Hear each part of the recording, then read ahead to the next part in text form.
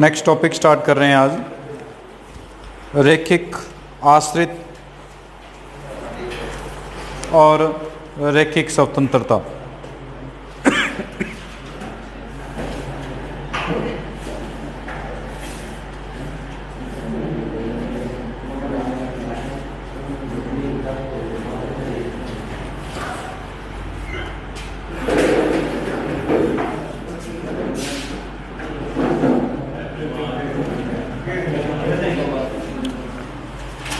तो रैखिक आश्रितता और रैखिक स्वतंत्रता के बारे में बात करेंगे हम इसमें।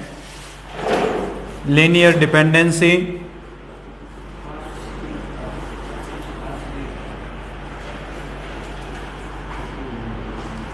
And linear independency.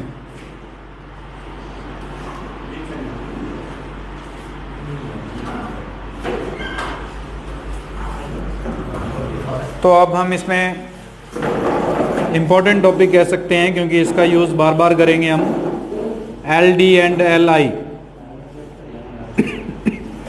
Linear dependence and linear independence.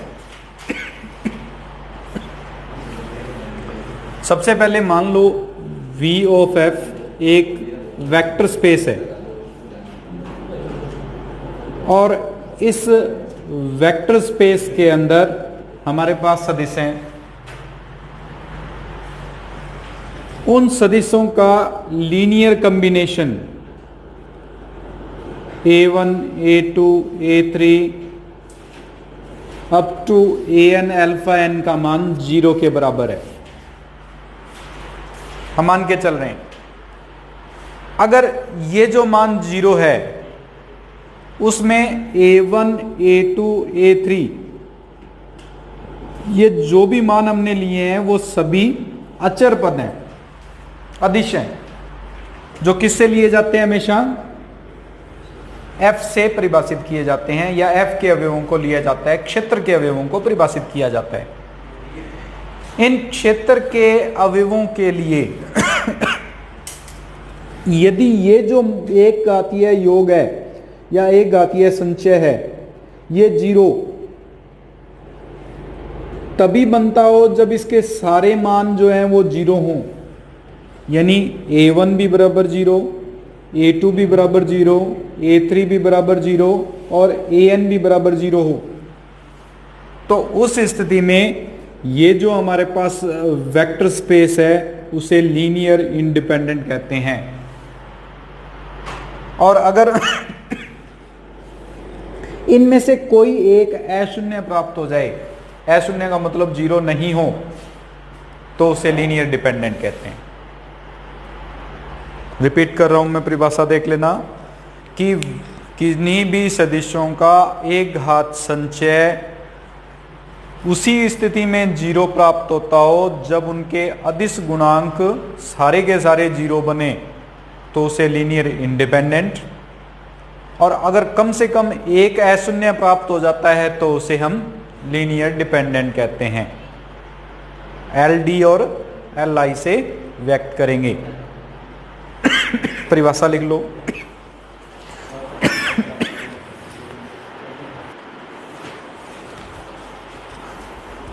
आपकी बुक में क्वेश्चन नंबर का मेरे को कंफर्म नहीं है।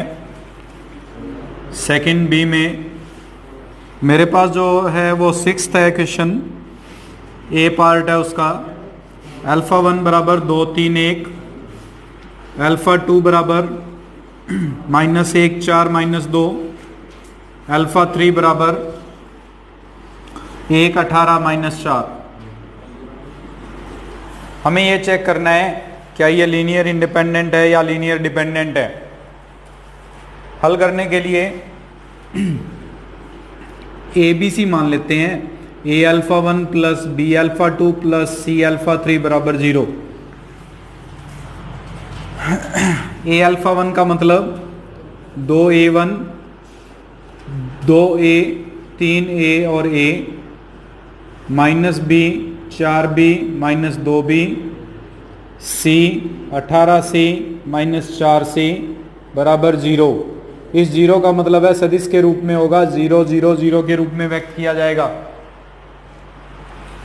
सॉल्व करेंगे इसको तो 2a माइनस बी प्लस सी, 3a plus 4b minus plus 18c और a minus 2b minus 4c बराबर आएगा 0 0 0 के। तुलना करें तो 2a माइनस बी प्लस सी बराबर 0, 3a plus 4b minus plus 18c बराबर 0 और a minus 2b minus 4c बराबर 0। ए बी सी का मान निकालेंगे। अगर कोई भी एक अशून्य प्राप्त होगा तो हमारे पास ये लीनियर डिपेंडेंट हो जाएगा, और अगर तीनों के तीनों 0 प्राप्त होंगे तो ये लीनियर इंडिपेंडेंट हो जाएगा। प्रूफ करने के लिए या इसका मान निकालने के लिए सबसे पहले हम क्या करते हैं, किन्हीं भी दो इक्वेशंस को सॉल्व करके और हमें सॉल्यूशन निकालना है, हम इन दो को सॉल्व कर लेते हैं। इन दो को सॉल्व करने का मेथड बताता हूँ। इस मेथड को अगर अप्लाई करोगे थोड़ा इजी रहेगा। क्रॉस मल्टीप्लिकेशन मेथड हमने कभी किया हुआ है। क्रॉस मल्टीप्लिकेशन मेथड के अकॉर्डिंग ए के अपॉन में, बी के अपॉन में और सी के अपॉन में लिख लेंगे। ए के अपॉन में ए के गुणांक को छोड़ दीजिए, बाकी जो भी दिखाई दे रहे हैं उनके गुणांकों को सारणिक के रूप में लिखेंगे। बी का गुणांक -1, यहाँ बी का गुणांक 4, सी का गुणांक 1 और यहाँ पे 18। जिससे खत्म हुआ है उससे शुरू करना है, याद रख लेना। 1 18 से खत्म हुआ था, 1 18 से शुरू करना है। और यहाँ पे b का गुणांक लिखना नहीं। अगर b का गुणांक नहीं लिखना तो c का तो गुणांक पहले लिख दिया हमने, बचा किसका, a का। 2 3, ये 2 और 3 लिखेंगे। फिर 2 3 से शुरू होगा, c का गुणांक लिखना नहीं है। अपने आप हमारे पास जो बचेगा वो a माइनस 1 4 होगा। सॉल्व करो इसको। अगर इसको सॉल्व करते हैं तो माइनस के 18 और प्लस के माइनस के 4 आएंगे। ये हो जाएगा 3 माइनस 36, ये हो जाएगा 8 प्लस 3। ए बटे में आ जाएगा आपके पास -22, बी बटे में आ जाएगा माइनस का 33 और सी बटे में आ जाएगा इसमें 11 का भाग जा रहा है पूरे में। अगर 11 का भाग देते हैं तो a बटे -2, b बटे -3 और c बटे 1 बराबर कोई भी एक कांस्टेंट मान लेते हैं, k के या लैम्डा के। आपकी मर्जी है, वो लैम्डा मानिए या k मानिए। a b c के मान आ जाएंगे। a का मान क्या आ रहा है, -2 के, b का मान और c का मान। ये इस समीकरण 3 में प्रतिस्थापन करके देखेंगे। अगर 3 में प्रतिस्थापित करते हैं तो माइनस का 2 के, प्लस का 6 के और माइनस का 4 के बराबर 0, 0 बराबर 0 आ गया। सिर्फ समीकरण को संतुष्ट कर रहा है। अगर समीकरण को संतुष्ट कर रहा है इसका मतलब ए बी सी के मान 0 नहीं आ रहे कहीं पे भी। यहाँ पे के की वैल्यू नहीं आ रही हमारे पास। ये एक दूसरे पर डिपेंड करने वाले हैं, अशून्य अवयव प्राप्त हो रहे हैं।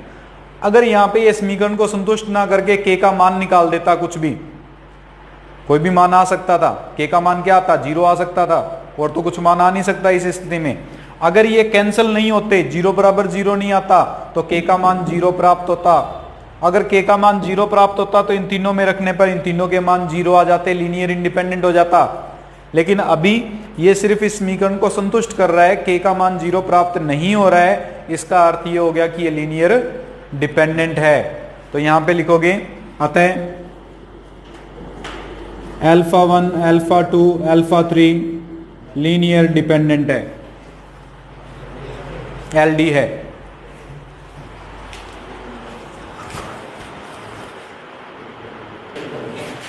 α1 α2 α3 दिया हुआ है, और इस α1 α2 α3 के लिए हमें फिर से चेक करना है कि क्या ये लीनियर इंडिपेंडेंट है या लीनियर डिपेंडेंट है। जैसा हमने उस क्वेश्चन 6a में किया था, सेम मेथड इसमें अप्लाई करेंगे। हम सबसे पहले a α1 b α2 c α3 बराबर 0 0 0 लेके चलेंगे। अगर ये मान लेके चलते हैं तो हमारे पास समीकरण जो है वो कुछ इस रूप में प्राप्त हो जाएगी। 2a plus 3b plus 2c बराबर 0, -a plus 6b plus 10c बराबर 0, 4a plus 2b minus 4c बराबर 0। पहले ऊपर वाली दोनों समीकरणों को हल किया जाता है। a बटे में b और c, a के अपॉन में a के कोफिशिएंट छोड़ देंगे, 3 6 2 10, 2 10। अब की बार b के कोफिशिएंट लेने नहीं है, इसलिए 2 माइनस 1, 2 माइनस 1, तो ये आ जाएगा हमारे पास 3 6। हल करेंगे, 30 माइनस 12, b का मान minus 2 minus 20, c 12 minus plus 3, a बटे में 30 में से 12 घटाएंगे 18, b बटे माइनस 22 और c बटे 15 बराबर के ले लीजिए। a का मान आ जाएगा 18 के, b का मान माइनस 22 के और c का मान 15 के। ये समीकरण 3 में प्रतिस्थापन कर दीजिए। अगर c में प्रतिस्थापन करते हैं तो यह आ जाएगा हमारे पास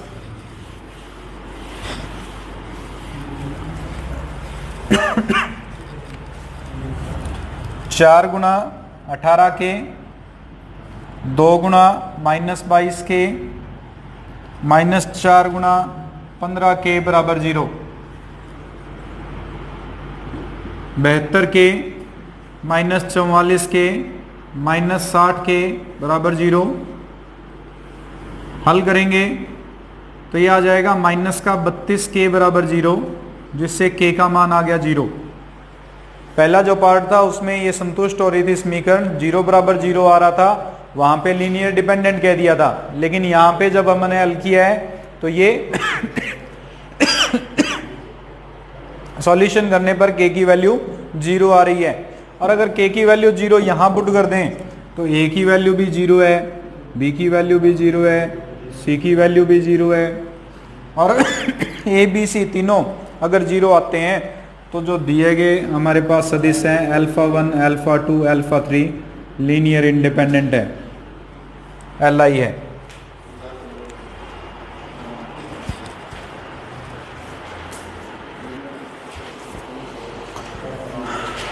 तो ये थ्योरम कुछ इस प्रकार से है कि यदि सदिशों का एक समुच्चय है जिसमें कम से कम एक शून्य सदिश है।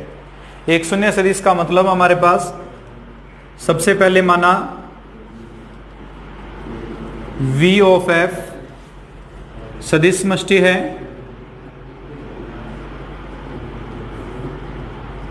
और इसके अंदर कम से कम एक शून्य सदिश है। कम से कम एक शून्य सदिश का मतलब है कि अल्फा 1 का मान 0 है, हम ये मान के चल रहे हैं, बाकी कोई भी 0 नहीं है। एक कम से कम एक सदिश शून्य है, इसका मतलब एक शून्य मान लिया हमने, बाकी भी 0 हो सकते हैं। और इसके अंदर बाकी के जो सदिश हैं वो alpha 2 alpha 3 dash dash dash alpha n belongs to V हमारे पास एलिमेंट्स हैं।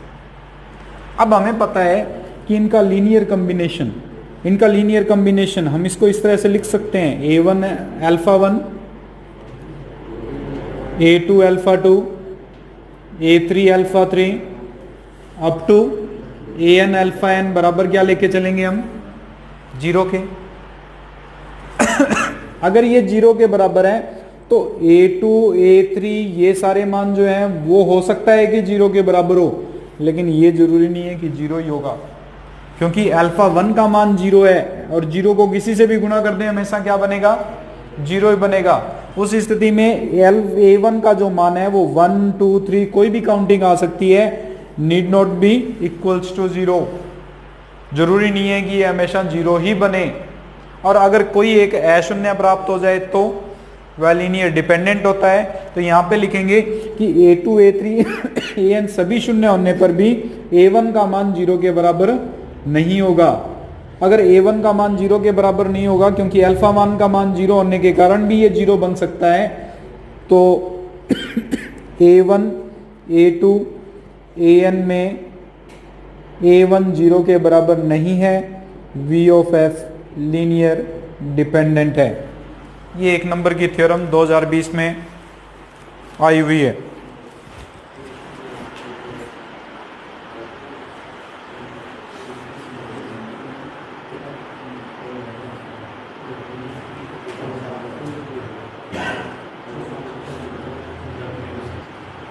तो इसमें सदिशों के लीनियर इंडिपेंडेंट समुच्चय का प्रत्येक उपसमुच्चय जो अरिक्त है, जिसमें कम से कम कोई ना कोई एक अवयव विद्यमान है, वो भी लीनियर इंडिपेंडेंट होगा। ये हमें प्रूफ करना है। मान के चलते हैं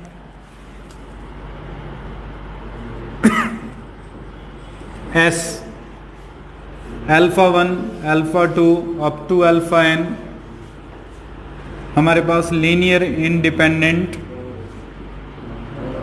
सदिशों का समुच्चय है। अगर लीनियर इंडिपेंडेंट सदिशों का समुच्चय है तो इसका मतलब a1 alpha 1 plus a2 alpha 2 plus an alpha n बराबर 0 लेने पर a1 बराबर a2 बराबर a3 बराबर अप टू an बराबर सारे के सारे जो मान आएंगे वो क्या आएंगे, 0 प्राप्त होंगे। माना s डैश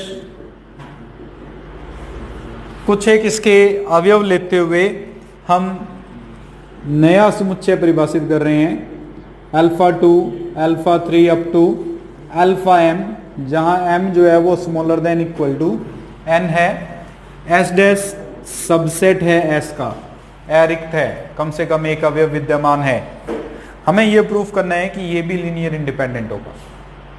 इसको लीनियर इंडिपेंडेंट प्रूफ करने के लिए b1 alpha 1 b2 alpha 2 up to bm alpha m बराबर 0 लेंगे और हम प्रूफ करेंगे कि b1 b2 bm के मान भी 0 हैं। इसको प्रूफ करने के लिए b1 alpha 1 b2 alpha 2 up to bm alpha m plus 0 alpha m plus 1 0 alpha m plus 2 up to 0 alpha n बराबर 0 लिखा जा सकता है, क्योंकि 0 से किसी को भी गुणा करके अगर जोड़ेंगे तो उत्तर जो आएगा वो 0 ही प्राप्त होगा। अब ये जो सदिश बने वो सारे के सारे किसके सदिश बन गए, s के, और s क्या था, लीनियर इंडिपेंडेंट था। अगर s लीनियर इंडिपेंडेंट है तो इसका मतलब ये जो गुणांक है वो सारे के सारे क्या बनने चाहिए थे, हमारे पास शून्य बनने चाहिए थे। अर्थात s लीनियर इंडिपेंडेंट है, अतः b1 b2 up to bm का मान भी क्या आएगा, 0। अगर b1 से लेकर bm तक के सभी मान 0 हैं तो s डैश भी लीनियर इंडिपेंडेंट है। अर्थात अगर लीनियर इंडिपेंडेंट समुच्चय का उपसमुच्चय बनाएंगे तो वो भी लीनियर इंडिपेंडेंट ही बनेगा।